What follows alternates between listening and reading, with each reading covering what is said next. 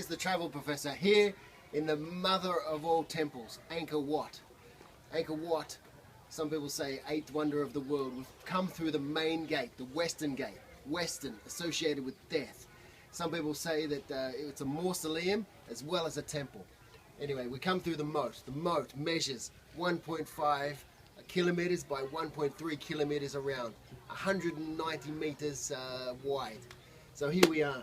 You can see we're standing on the steps of one of the two libraries, libraries which would have kept the religious texts and documents that the people would have read at that time. Behind us, you see the main temple, a grand feature, and so here we are, and just take a minute to view the surroundings. But Angkor Archaeological Park contains more than just Angkor Wat. The archaeological park has other temples also. One of these temples here is Bantay Shrey, which is a 10th century Cambodian temple dedicated to the Hindu god Shiva.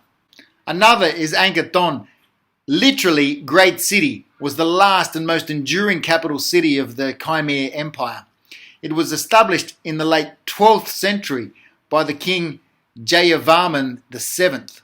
Angkor Thom was abandoned sometime prior to 1609. It is believed to have been sustained a population of between 80,000 and 150,000 people. Okay, I'm right here in the center of the city of Angkor Thom.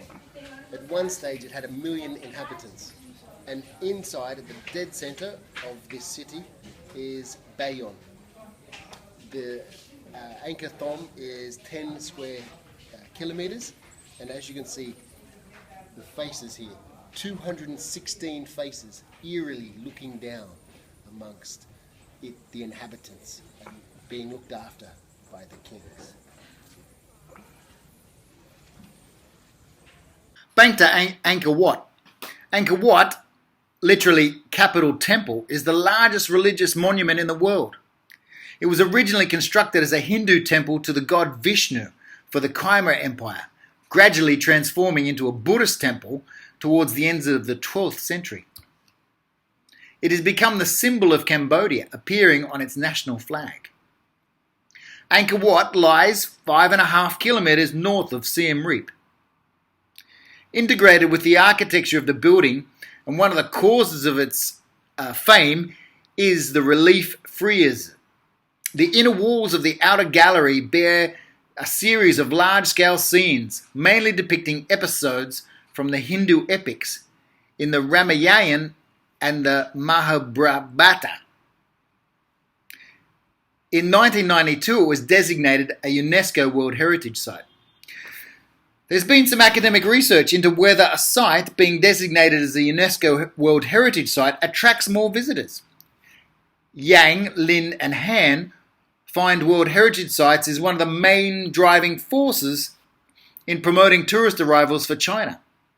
However, Huang, Tsaur and Yang in their study find there's no significant effect of World Heritage listing on promoting tourism in the historic centre of Macau.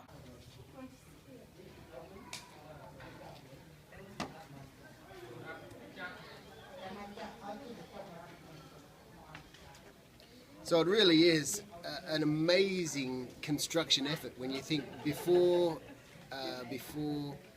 cranes, before trucks.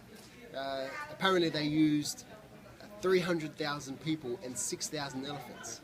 And here, we have down here is an elephant gate where the elephants would just come up to the side of the structure and load in the cargo and the other building materials to construct the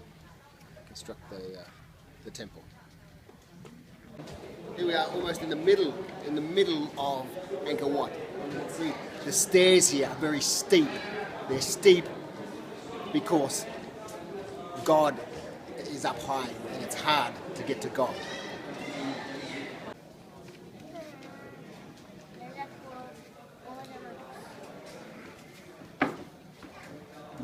So, over 1 million visitors come to Angkor Wat every year. That's a lot of visitors. So the question of visitor management comes into play. how to control visitors, where they go. As you can see here, there's even some graffiti on the wall where the tourists have made their mark. One person's graffiti is another person's art, but still, it brings up into the question: how do we control the visitors? There's a proposal put forward to light up Angkor Wat at night. A Korean company has been given permission, but now there's a lot of controversy about whether it goes ahead, the potential damage it does to the reliefs, the bas-reliefs, and the sandstone itself. So again, the question of heritage management: what do we preserve, and what do we let go, and what do we modernise, certainly comes into question when it comes to visitor management.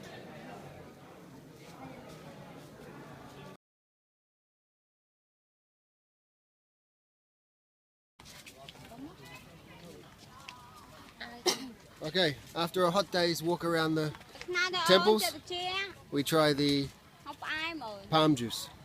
$1, $1 US. Well, how's the taste? It's sweet, of course. A